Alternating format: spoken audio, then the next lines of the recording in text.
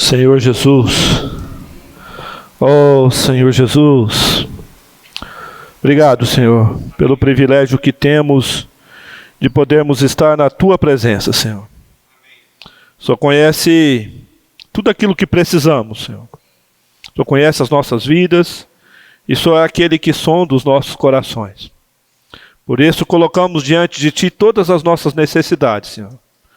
E Te pedimos, Senhor, ser propício a nós, para que possamos desfrutar de tudo aquilo que Tu és, com sabedoria, com entendimento, com a Tua luz possa nos encontrar, possa nos iluminar, para que possamos realmente estarmos diante de Ti e desfrutando de tudo que Tu és. Te pedimos nessa noite, Senhor, fala conosco. Se dispensa para nós. Mostra um pouquinho mais de quem Tu és e também do Teu grande amor para nós. Te louvamos nessa noite, Senhor. Teu nome que nós oramos. Amém. Jesus é nosso Senhor. Amém. Nós vamos dar continuidade às mensagens do livro Evangelho de Deus. As últimas 3 mensagens nós estamos seguindo a linha que é o caminho da salvação. Nós vimos que o homem não é salvo por meio de boas obras ou pelas obras da lei. Foi um primeiro ponto. O segundo ponto, que o homem não é salvo pelo arrependimento. O André compartilhou conosco sobre isso, sobre a nossa mudança de mente.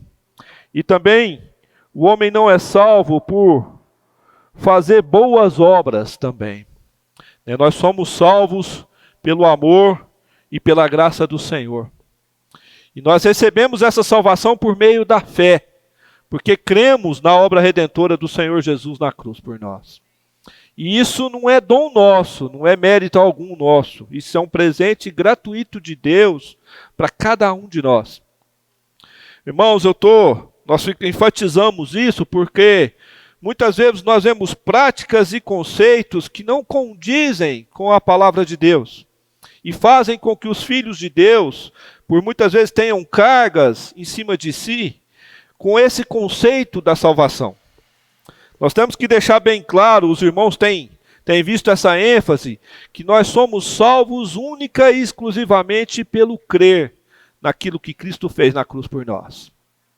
O que Cristo fez na cruz por nós é definitivo, é totalmente aceitável diante de Deus.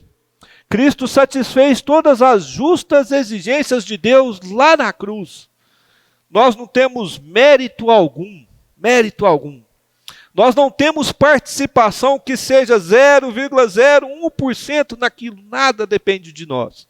Cristo fez tudo por nós na cruz. Daí o motivo de ele dizer, está consumado, está pronto, está pago.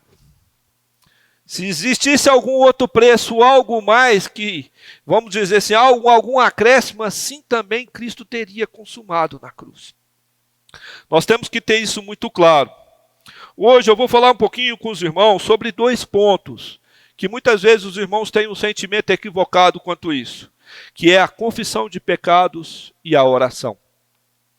Nós temos visto muitas pessoas se converterem ao Senhor, se conscientizarem do seu pecado e voltar o seu coração ao Senhor e aceitar o Senhor Jesus como seu único e suficiente Salvador. Mas por muitas vezes ainda carregam conceitos equivocados do que a palavra diz. Muitos pensam que precisam se arrepender e confessar os seus pecados para que assim sejam salvos. Mas isso não é o que a palavra diz. A palavra não nos diz que nós temos que nos arrepender para ser salvos. Nós vimos semana passada que arrependimento é mudança de mente, mudança de conduta. E uma vez que você se arrepende, você confessa porque houve uma mudança no seu interior e na sua mente. É algo que é a manifestação da nossa salvação. Não um caminho para que sejamos salvos. A palavra de Deus nos diz que nós somos salvos única e exclusivamente pela graça de Deus. Muitos podem pensar que nós somos salvos por confessar os nossos pecados. E essa prática traz um certo peso aos filhos de Deus. Porque é como se disséssemos que Cristo Vamos fazer uma ilustração aqui, que Cristo, quando estava na cruz, ele registrasse os nossos pecados em pequenos papéis, vamos dizer assim, e colasse cada um deles lá na cruz. E uma vez que nós íamos confessando, ia sendo retirados esses papeizinhos. Eu menti, tira um. Senhor, menti, me perdoa, tira o pecado. Senhor, eu fiz isso. Aí você tira o pecado e foi tirando. Até que todos esses pecados, esses registros na cruz, fossem tirados e assim então nós pudéssemos ser salvos. Não é isso que o Senhor está falando. E também não existe uma palavra da cruz que diga que nós temos que colar ou crucificar os nossos pecados na cruz novamente. Que nós precisamos confessar publicamente os nossos pecados para que eles sejam crucificados novamente na cruz. Isso não é a verdade.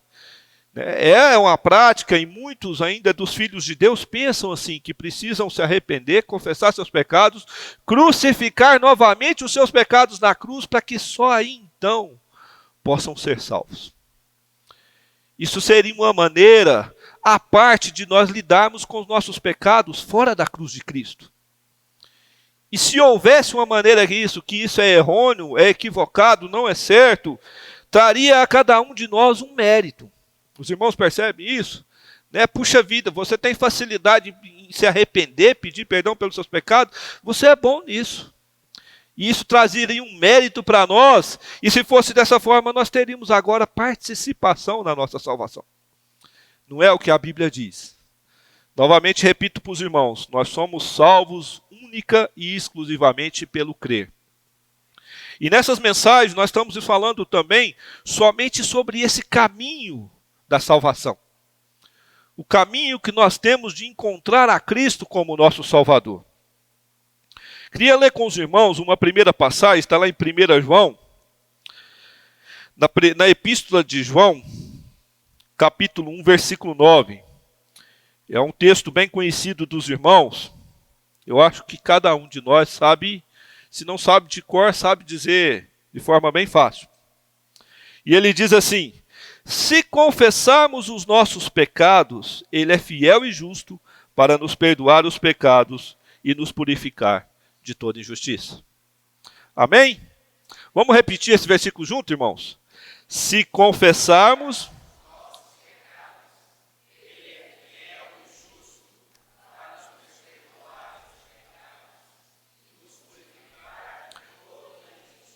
Amém.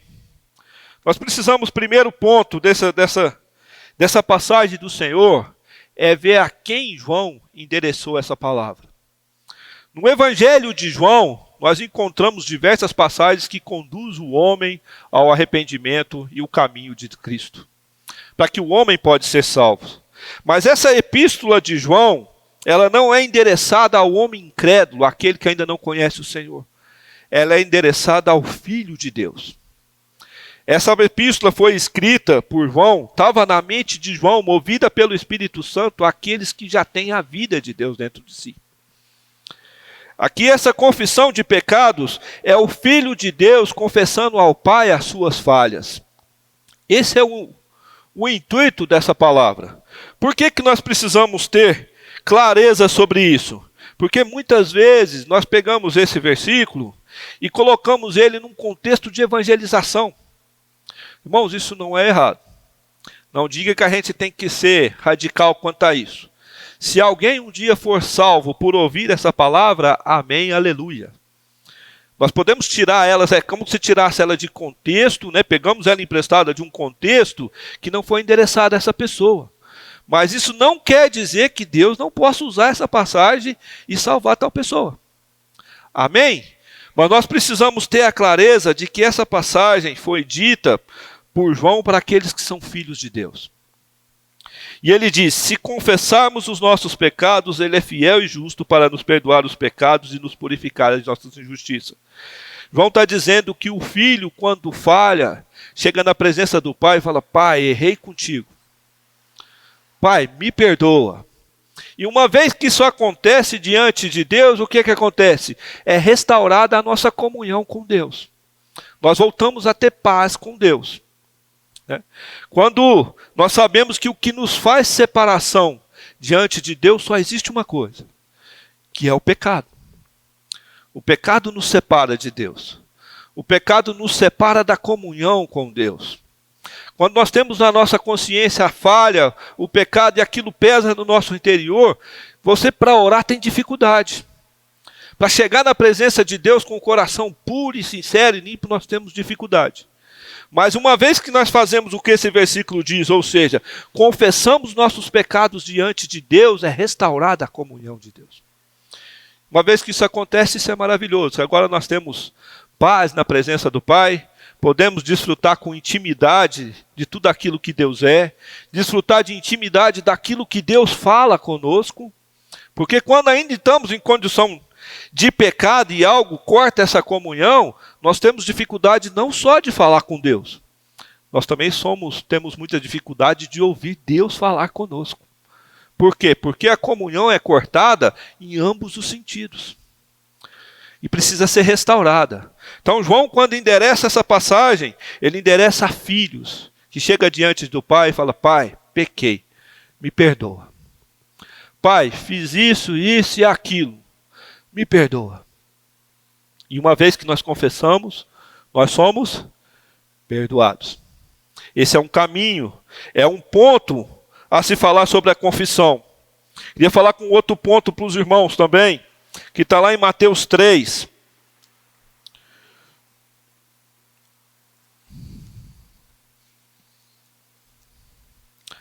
Mateus 3, uma porção de João Batista, que também fala sobre confissão de pecados.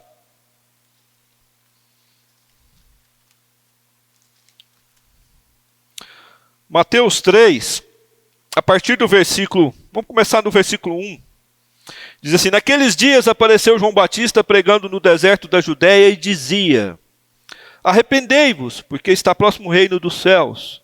Porque este é o referido por intermédio do profeta Isaías, voz do que clama no deserto. Preparai o caminho ao Senhor, endireitai as suas veredas. Usava João vestes de pelos de camelo e um cinto de couro, e sua alimentação era gafanhotos e mel silvestre. Versículo 5. Então saíam a ter com ele Jerusalém, toda a Judéia e toda a circunvizinhança do Jordão, e eram por eles batizados no rio Jordão e confessando os seus pecados. Aqui nós temos um personagem importante da palavra de Deus, da Bíblia, João Batista, né? O precursor, aquele que veio para preparar o caminho do Senhor Jesus. E esse texto nos mostra que João tinha um tema. Qual era a pregação dele? Arrependei-vos, porque está próximo o reino dos céus. João pregava o arrependimento. João não estava pregando aqui salvação ou confissão de pecados. Perdão. Ou confissão de pecados. João pregava às pessoas arrependimento para que as pessoas vissem a sua condição de pecado e pudessem ser conduzidas àquele que estaria por vir, que é Jesus Cristo. Mas algo aqui interessante aconteceu. As pessoas ouviam João falar com elas e dirigiam-se até João para que fossem batizadas, e uma vez batizando, confessavam seus pecados. Nós podemos ver que aqui é obra do Espírito Santo. Não foi nada incentivado, ordenado ou induzido por João. A pregação de João era: arrependei, porque está próximo dos seus pecados. Mas as pessoas, uma vez que eram iluminadas pelo Espírito Santo, desejavam em seu coração serem batizadas. E uma vez que eram batizadas, confessavam publicamente os seus pecados. Os irmãos estão compreendendo essa sequência? Eu digo isso porque na Bíblia não existe nada como obrigação ou ordenação para que possamos confessar os nossos pecados publicamente. Isso acontece por obra do Espírito.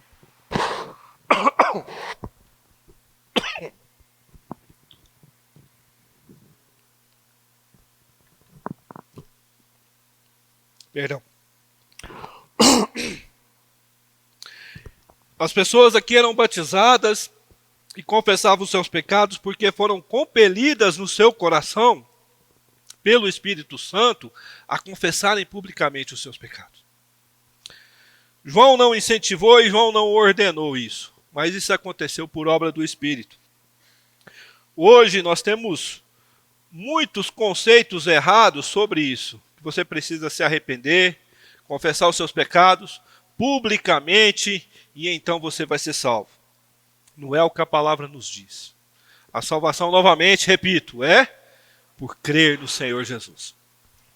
Aqui João, esse texto nos mostra, e nessa sequência que eram batizados e confessavam publicamente os seus pecados, porque as pessoas sentiram um desejo no seu coração de mostrar uma transformação que a palavra de Deus e a vida divina estavam causando dentro delas. É algo, a confissão de pecados é algo legítimo na Bíblia.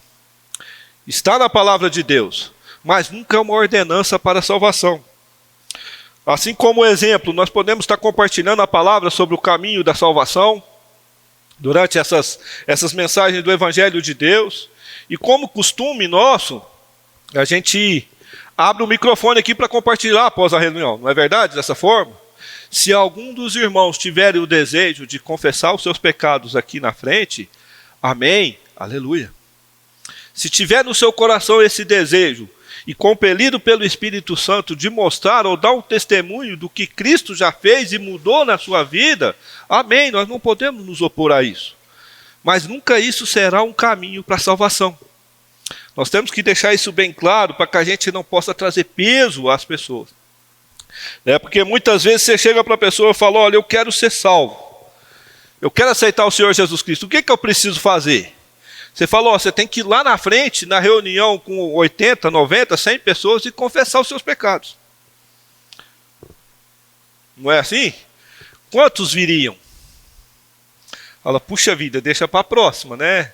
Vou me preparar primeiro aqui, vou me encorajar, né? Que aí a hora que eu estiver bem no espírito, lá eu levanto, confesso e o Senhor bate o carimbo e eu sou salvo. Os irmãos estão entendendo o que essa confissão dessa forma causa nas pessoas? Por isso é que confissão de pecados nunca será um caminho para a salvação. Queria ler uma outra porção com os irmãos, está lá em Atos 19. Também a respeito da confissão.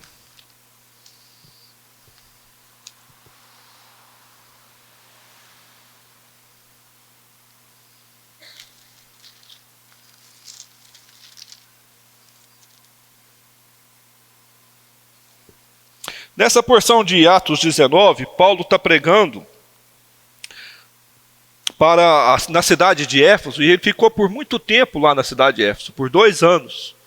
E ele foi pregando às pessoas, as pessoas foram se convertendo, na sua maioria gregos e judeus, e as pessoas por conhecerem a palavra e se convertendo à palavra, isso trouxe uma grande reação na cidade. Até o ponto das pessoas quiserem prender Paulo. A partir do versículo 18 diz assim: muitos dos que creram vieram confessando e denunciando publicamente as suas obras. Aqui Paulo está relatando o poder da palavra de Deus. Naquele tempo, muitos dos que creram. Precisamos entender aqui que nem todos, ou seja, não é uma regra, mas muitos dos que creram vieram confessando e denunciando publicamente as suas obras. Versículo 19. Também muitos dos que haviam praticado artes mágicas, reunindo seus livros, os queimaram diante de todos. Calculados os preços, achou-se que montava 50.000 denários. Assim a palavra do Senhor crescia e prevalecia poderosamente. Olha a sequência disso. Muitos dos que creram, primeiro as pessoas criam, depois eram constituídos e eram salvos. E por crerem, queriam manifestar a transformação que a palavra de Deus tinha feito na vida delas. E queriam manifestar de que forma? Publicamente confessando as suas obras. A ponto daqueles que praticavam magia, mágicas ou outras coisas, qualquer prática pagã, deles pegarem tudo aquilo que tinha muito valor, isso é um testemunho de renúncia, muito valor jogar em praça pública e pôr fogo, para que mostrar para as pessoas aquilo que a palavra de Deus estava fazendo nas suas vidas. É uma manifestação pública, mas uma manifestação daqueles que eram salvos. Nós precisamos entender isso muito claro, porque primeiro nós somos salvos. E a manifestação da salvação, dessa vida que está dentro de nós, é que nos faz renunciar de tudo aquilo antigo, de práticas velhas, de práticas mortas, e então nós renunciamos disso e confessamos. É algo que é uma ordenação? Não é. Mas é uma prática legítima diante de Deus. É um testemunho legítimo diante dos homens também. Quantos de nós, ou no batismo, ou antes do batismo, não quis dar esse testemunho? Ó Senhor, eu vivia dessa forma, dessa e dessa. O Senhor transformou a minha vida de uma forma que hoje eu estou batizando. Agora eu sou filho de Deus. Pela consciência da transformação que a vida divina faz dentro de nós, nós queremos confessar, dar esse testemunho. E muitas vezes, como esse povo aqui lá de Éfeso, renunciam a muitas coisas de valor. Mas isso ainda, repito, não é um caminho para a salvação. Confessar os pecados dessa forma é testemunho, é manifestação de salvação. Isso é algo que nós temos que ter bem claro na nossa mente. A Bíblia nos mostra 3 tipos assim de confessar. Primeiro, a nossa confissão diante de Deus. É a nossa confissão pessoal diante de Deus. É aquela confissão que nós estamos lá no nosso quarto, que nós ajoelhamos do lado da nossa cama e falamos: Senhor, pequei. Fiz isso, fiz aquilo. Pai, me perdoa. Existe a confissão pública, ou seja, uma manifestação pública. Aquela que a gente faz em pública para testemunho da salvação. E existe a confissão de pecados uns com os outros. A palavra também nos mostra essa maneira de confissão. E esse tipo de confissão nós temos que fazer diretamente à pessoa a quem ofendemos ou defraudamos. Nós não precisamos de terceiros ou não precisamos de intermediários para isso. E essa confissão de uns com os outros nos traz o quê? Eu queria dizer para os irmãos assim, de uma forma, para poder ilustrar isso, é uma confissão saudável. Por quê? Uma vez que nós confessamos as nossas falhas, os nossos pecados uns aos outros, ela restaura a nossa vida, que é a nossa comunhão com Deus, restaura o nosso coração e a nossa vida espiritual diante de Deus, nos traz paz e alegria. Quem que não quer viver com paz, alegria e de bem com todas as pessoas? Essa é uma confissão, vamos dizer assim, saudável, salutar no nosso meio. Mas também não é um caminho de salvação. Nós temos que ter isso claro. Quando nós pedimos perdão para os irmãos, é para que haja restituição. Para que haja restauração da comunhão mútua. Para que haja alegria e paz no nosso meio. Para que a vida da igreja tenha harmonia. É necessário que confessamos os nossos pecados uns aos outros. É necessário que façamos restituição a quem defraudamos, a quem ofendemos. Isso precisa ser feito. É necessário que a gente faça isso. Muitos de nós pensamos que muitas vezes as coisas passou e deixa para lá. Mas e o outro lado? Para mim não teve tão importância, mas para outra pessoa. Por isso é necessário que confessamos os nossos pecados uns aos outros. Mateus 5, naquela porção da oferta, da lei da oferta, o que a Bíblia fala? Se você for ofertar e tiver um problema com alguém, ou alguém ter esse problema com você, deixa a sua oferta no altar, vai lá, resolve esse problema, depois volta para ofertar. Ou seja, nós precisamos fazer essa restituição. Até mesmo porque dentro de nós existe uma vida que não combina e não aceita mais a injustiça. Nós temos dentro de nós uma vida que mora dentro de nós, que gera em nós uma conduta de justiça. Um desejo dentro de nós de restituir a quem defraudamos. A de fazer justiça a quem fomos injustos. Irmãos, e isso é algo muito necessário e de forma muito prática, porque nós temos, vamos dizer, a inclinação forte de sermos injustos.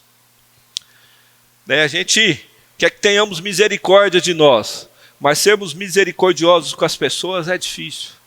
Nós queremos ser, primeiramente, justos. Ser justos. E quando nós fazemos isso, falta amor. E uma vez que falta amor, você não consegue ser justo com amor. Então você está falhando. E se você quiser só amar e não ter justiça, também não dá certo. Vai faltar justiça. E o único que consegue fazer isso, amar com justiça e ter justiça com amor, é essa vida divina que está dentro de nós. Que tem o desejo de reparar, de restituir, de restaurar a comunhão, por que não a amizade, o convívio, o prazer de estar juntos. Os irmãos percebem a importância da confissão, mas ela nunca será um caminho para a salvação. Amém? Agora eu queria falar com os irmãos um outro ponto, que é a oração. Também é um ponto que devemos nos atentar e termos clareza sobre a oração quanto à salvação. A oração é algo que deve ser a nossa vida. Nós devemos ser pessoas que oram, pessoas que vão diante de Deus. A oração não pode ser um hábito. O irmão estava falando da oração agora. A oração é uma alimentação. É o nosso viver, falar com o Pai, levar diante do Pai. A gente não pode criar um ritual de oração. Isso não é saudável, porque o dia que você não orar, você falha, fica um peso na consciência. Mas nós temos que criar uma intimidade diante de Deus, ao ponto que a gente ora sem pensar, e ora sem querer, porque esse Deus está aqui, está no nosso coração. Quando criamos rituais, horas, aquilo, a gente vai no tempo, tudo bom, eu oro todo dia às 5 da manhã. Um pouquinho mais que você fica cansado, no outro dia você acorda às 6 horas, 6h30, aquilo já não dá, fala, nossa, não dei conta amanhã depois que tudo. Isso não pode ser não pode ser um ritual, mas tem que ser como se fosse uma alimentação para nós. Mas eu quero falar sobre a oração quanto à nossa salvação. Muitos pensam que tem que orar para ser salvo. Fala, Senhor, eu preciso que o Senhor me salve. Senhor, me convence a ser salvo. Senhor, cria em mim ou compele no meu coração um desejo para que eu possa me ajoelhar diante de Ti de forma verdadeira, orar diante do Senhor e o Senhor possa ser salvo. Vocês não estão entendendo que tipo de oração é essa? Cristo já nos salvou. Nós não precisamos suplicar uma coisa que nós já temos. Nós não precisamos pedir a Deus algo que está aqui totalmente acessível para nós. Os irmãos estão compreendendo? A salvação não é uma questão de eu orar, é uma questão de eu crer. Eu só preciso crer, eu não preciso chegar diante de Deus, Senhor, eu quero ser salvo. Mas ainda não estou convencido aqui, eu só preciso me convencer, me dar argumentos para que eu possa ser salvo. Tem outros que oram de uma forma mais dura, suplicam diante de Deus como se Deus o odiasse. Fala ao Senhor, tem misericórdia de mim, me salva, Senhor. Ou Senhor, o Senhor conhece quem eu sou, sabe dos meus pecados, eu não sou uma pessoa boa, e se flagela, e se pune, e faz muitas coisas através da oração, a súplica até muitas vezes dolorosa, para que Deus possa ser propício a ele e ele então mudar o seu coração e falar, não vou ter misericórdia de você. Você orou muito, você está insistindo muito comigo, então eu vou te salvar. Esse não é o caminho da oração. Irmãos, o problema do pecado, ele foi totalmente resolvido lá na cruz. Para quem? Para todo aquele que crê. Para todo aquele que crê. E Deus não nos odeia, pelo contrário. Coríntios fala que Deus está nos reconciliando com Cristo. Ele põe no nosso coração a palavra de reconciliação para que nós pudéssemos nos reconciliar com Ele. Mas Ele nos ofendeu? Não. Nós é que o ofendemos, que o rejeitamos, que pecamos contra Ele. Mas Cristo pôs no nosso coração essa palavra de reconciliação. Isso é por quê? Por amor. Então nós não temos o porquê de pedirmos ao Senhor de forma como súplicas, como flagelos, para que nós sejamos salvos. É como uma criança pequena, aqui vamos dizer agora, a criança vai fazer aniversário e pede ao pai, eu quero um presente. E o pai chega lá com o presente na mão, coloca na mão da criança, e a criança olha, ô pai. Aí ajoelha, pai, me obrigado. Em vez de dizer obrigado, faz, pai, tem misericórdia de mim, me dá esse presente. O presente está ali na mão dele. Pai, eu vou ser bom na escola, eu vou fazer isso, eu vou fazer aquilo outro, o senhor me dá o presente. Mas o presente já está ali. É como pedir um presente que você já tem. Os irmãos lembram de Elias, lá no... Deixa eu achar a porção aqui. Elias no Monte Carmelo, que ele desafia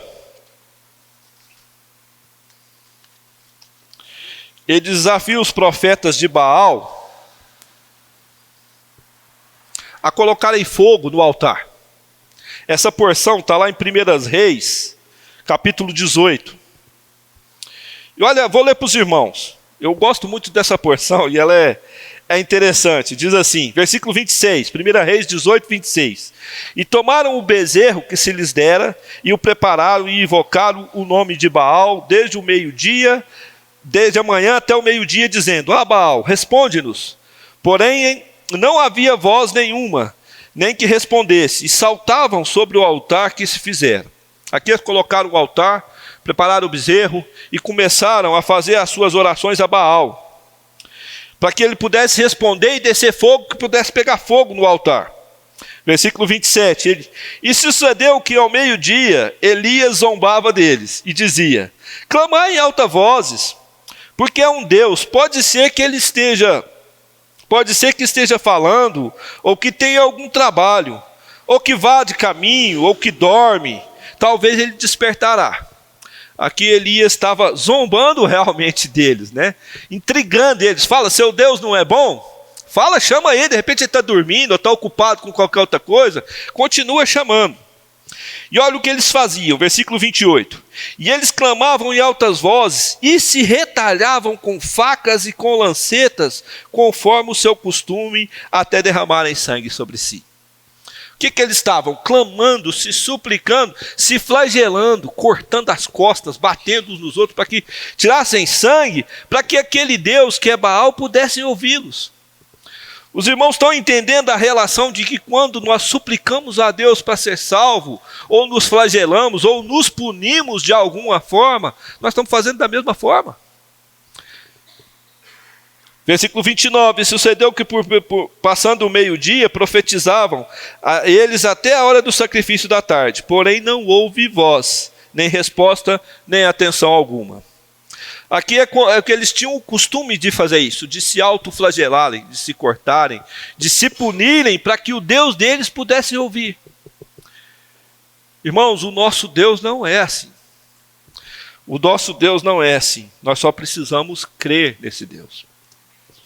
E uma vez que nós cremos, nós somos salvos. Muitos ainda têm esse conceito sobre a oração por causa daquela porção de Romanos 10. Queria ler com os irmãos também, uma porção bem conhecida.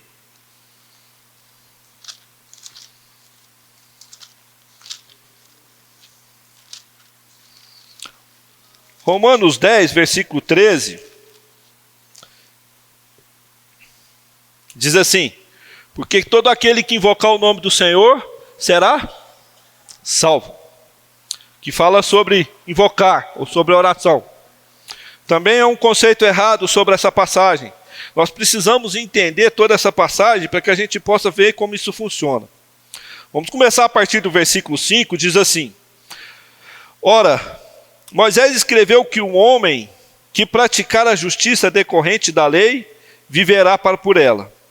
Mas a justiça decorrente da fé é assim.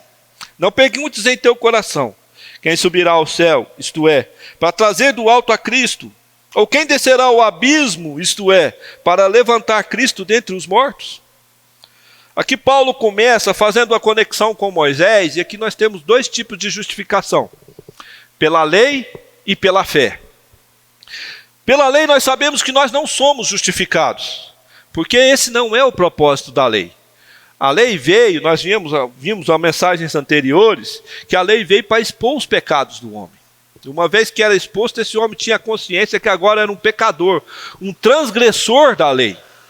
Ou seja, a nossa carne, o nosso corpo mortal não se sujeita à lei. A lei cobra do homem desde o dia que ele nasce. Toda hora, todo minuto, todo dia. E uma vez que esse homem quebre um único preceito da lei, ele já está condenado. Então mostra que é impossível para o homem ser salvo pela lei. Se ele conseguisse cumprir toda a lei, uma vez sim, mas o único que conseguiu fazer isso para nós foi Cristo na cruz. Foi lá naquela cruz que Cristo nos justificou, porque ele cumpriu todos os requisitos. E aqui nós temos um segundo ponto da lei, que é a lei pela fé. Está no versículo 6, mas a justiça decorrente da justificação, perdão. Um segundo ponto da justificação, que é a justificação pela fé. Mas a justiça decorrente da fé, assim diz, não perguntes em teu coração quem subirá do céu, isto é, para trazer do alto a Cristo, ou quem descerá do abismo, isto é, para levantar a Cristo dentre os mortos. Por que não pergunte o teu coração? Porque Cristo já fez isso.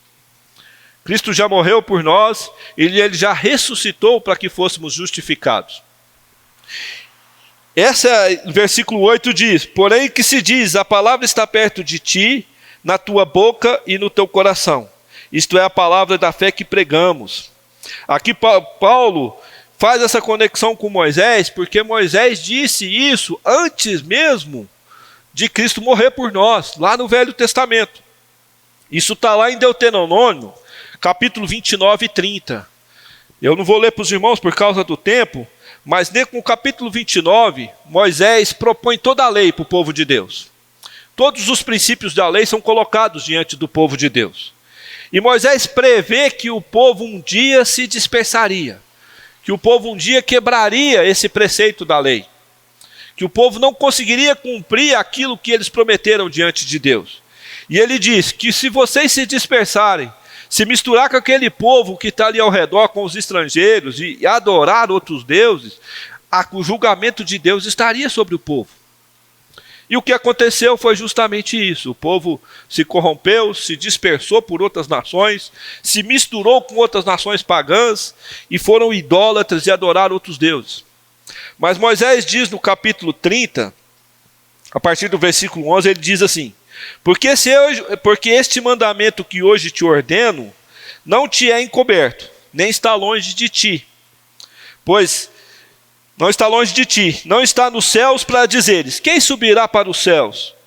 Que nos traga e nos faça ouvir para que o cumpramos? Nem está além do mar para dizeres, quem passará por nós além do mar que nos traga ou nos faça ouvir para que o cumpramos? Porque esta palavra está muito perto de ti, na tua boca e no teu coração, para o cumprires. Aqui antes de Cristo, lá ainda no Velho Testamento, Moisés fala, vocês vão se dispersar, vão pecar contra Deus, vão quebrar a aliança que Deus fez com você. E quando isso acontecer, mesmo lá, em terra estrangeira, aonde vocês estiverem, se você voltar o seu coração para ti, essa palavra vai estar perto de ti e no teu coração. Isso não é por fé, irmãos? Imagina aquele povo, um povo de dura cerviz, inculto, não tinha esse livro aqui, ó, perto deles. Pelo contrário, um povo de guerra, de luta, de batalha. Como é que esse povo se voltaria pela fé? Se não fosse a obra de Deus no coração de cada um deles. Não é? Hoje para nós é muito fácil, irmãos. E realmente é fácil, porque Cristo cumpriu todo o propósito na cruz. Tudo fez Deus na cruz, por meio de Cristo. Nós só precisamos crer. O problema é que ainda na nossa mente carnal, humana, com esse chamado raciocínio lógico que nos induz a pensar dessa forma, nós queremos acrescentar algo mais na salvação que não precisa ser acrescentado. Nós não precisamos orar suplicando a Deus que nos salve, nós precisamos crer nele, na obra de Cristo na cruz. Nós não precisamos nos punir, nos consertar, nos flagelar ou nos reformar de qualquer forma que tenha algum problema de você ou na sua vida ou no seu viver para que você seja salvo. Você precisa crer no Senhor Jesus Cristo. Voltando em Romanos 10, a partir do versículo 8 diz, porém aqui se diz, a palavra está perto de ti, na tua boca e no teu coração. Isto é, a palavra da fé que pregamos. Se com a tua boca confessares Jesus como o Senhor, e em teu coração creres que Deus o ressuscitou dentre os mortos, serás salvo. Esse versículo nós temos que ler ele junto com o versículo 10 e 11, irmãos. Por isso eu vou repetir ele. Por causa dessa sequência. Diz assim, se confessar com a tua boca. Não, se com a tua boca, perdão, irmãos. Se com a tua boca confessares Jesus como Senhor e em teu coração creres que Deus o ressuscitou dentre os mortos, serás salvo. Porque com o coração se crê para a justiça e com a boca se confessa a respeito da salvação. Porquanto a Escritura diz, todo aquele que crê não será confundido. O que a Escritura diz? Paulo afirma no versículo 11, que todo aquele que crê, né?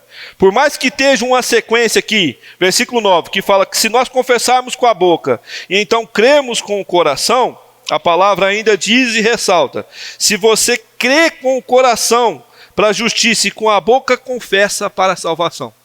Ou seja, é simultâneo. Uma vez que você crê no seu coração, você confessa simultaneamente. É o trabalho da obra de Cristo dentro de nós. É o reconhecer que Cristo fez por nós na obra da cruz. Né? Muitas vezes podemos até confessar antes, mas isso não é legítimo. Se você não crê, como é que você vai confessar algo que você não crê? Como é que você confessa algo que você tem dúvidas no seu coração? Como é que você confessa algo que você não tem uma certeza absoluta dentro de si? Mas uma vez que você crê, isso aqui eu testemunho isso diante dos irmãos e sei que é o testemunho dos irmãos. Que quando você foi salvo, você tem certeza que foi Deus que fez isso por você. Não é isso?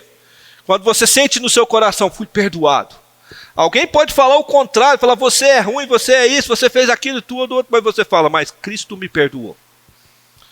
Eu tenho certeza que essa é a experiência de cada um de nós. E quando passamos por essa experiência, então nós confessamos, Senhor Jesus. Nós invocamos e falamos, Ele agora é o Senhor da minha vida. Por mais que eu tenha vivido uma vida difícil, complicada, de erros, de defraudação, de engano, seja qual for o problema ou o pecado, Ele me perdoou.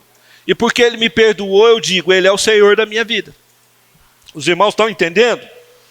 Versículo 2 diz assim, porque não há distinção entre judeus, 12, porque não há distinção entre judeus e grego, uma vez que o mesmo é Senhor de todos e rico para com todos aqueles que o invocam. Eu queria ler Romanos 3 com os irmãos para a gente conectar esse versículo. Romanos 3 diz assim, também fala sobre a nossa justificação. 3:22. Justiça de Deus mediante a fé em Jesus Cristo, ou seja, justificação por meio da fé, para todos e sobre todos os que creem, porque não há distinção, pois todos pecaram e carecem da glória de Deus. Uma vez que não há distinção, que todos nós pecamos e carecemos da glória de Deus, também não há distinção para todos aqueles que crerem. Uma vez que todos nós pecamos e somos pecadores e carecemos da glória de Deus, se nós cremos, também não há distinção para João, para Maria, para qualquer outra pessoa. Não há um adendo. Todo aquele que crê será salvo, e o Senhor será propício a todo aquele que reconhecer isso. Versículo 13, porque todo aquele que invocar o nome do Senhor será salvo. Como, porém, invocarão aquele a quem não creram? E como crerão naquele a quem não ouviram? E como ouvirão, se não há quem pregue? Aqui Paulo confirma isso. Muitas vezes nós temos esse conceito errôneo, que precisamos nos arrepender, confessar os nossos pecados, orar diante de Deus, muitas vezes suplicar diante de Deus, falar, Senhor, me salva, Senhor, conserta a minha vida para que eu possa ser salvo, Senhor, me livra disso ou me livra daquilo, ou o Senhor faz isso comigo e aquilo outro. Nós temos que tirar isso da nossa mente. Quanto à nossa salvação, nós só precisamos crer naquele que é o nosso único e suficiente Salvador. Os irmãos entenderam esses pontos de confissão e oração? Nós temos que ter bem claro isso, porque é o desejo do nosso coração pregar o Evangelho para as pessoas. É o desejo do nosso coração que os nossos parentes e amigos sejam salvos. Mas não é o desejo do coração de Deus que colocamos por meio do Evangelho qualquer peso de dúvida ou qualquer outra coisa que não esteja na Bíblia no coração das pessoas. Isso é muito importante nós entendermos, irmãos, porque nós que somos filhos de Deus, nós temos dentro de nós esse desejo de falar do nosso Pai. Nós temos dentro de nós o desejo que os nossos filhos, os nossos parentes, amigos, pessoas que a gente ama, sejam salvas. E a gente quer pregar o Evangelho e a gente prega. Mas nós não podemos de forma alguma trazer peso sobre as pessoas para que possam afastar as pessoas do Senhor. Esses princípios que nós estamos vendo nessas mensagens do Evangelho de Deus são importantes para isso, para que possa clarear a nossa mente quanto ao entendimento da palavra. Ainda nós vamos ter mais uma mensagem sobre essa linha que é o caminho da salvação. É que essas mensagens possam realmente clarear esse caminho de salvação para nós. Que muitas vezes até nós que já fomos salvos passamos por essas dúvidas sem perceber. E hoje o Senhor está clareando para nós como é que é o caminho da nossa salvação. Amém? Vamos fazer uma oração para a gente encerrar por aqui, para que a gente, pequenos grupos, para que a gente possa compartilhar em pequenos grupos. Amém, irmãos? Senhor Jesus, Senhor Jesus, obrigado por tão grande salvação, Senhor. Obrigado por essa maravilhosa salvação. Obrigado porque nós não precisamos fazer nada, Senhor. Nós só precisamos crer em Ti. Nós te agradecemos por esse fato, Senhor Deus. Perdoa se muitas vezes nós erramos, nós fazemos coisas por falta de entendimento da Tua palavra, nós colocamos peso sobre nós e sobre as pessoas. Nos perdoa sobre isso, Senhor Deus. Nos faltava entendimento. Mas que o Senhor ainda possa estar nos iluminando, nos clareando a Tua palavra, e que à luz da Tua palavra, hoje, nessa noite, nós te louvamos e te agradecemos por essa salvação, Senhor. Louvado seja o Senhor. Abençoa, Senhor, cada irmão, cada irmã. Abençoa os irmãos que ainda têm dúvidas no seu coração, clareia para eles, para que juntos possamos desfrutar de tudo aquilo que Tu és e da Tua maravilhosa palavra, Senhor. Porque nós amamos a Ti e a Tua palavra. Louvado seja o Senhor. Amém?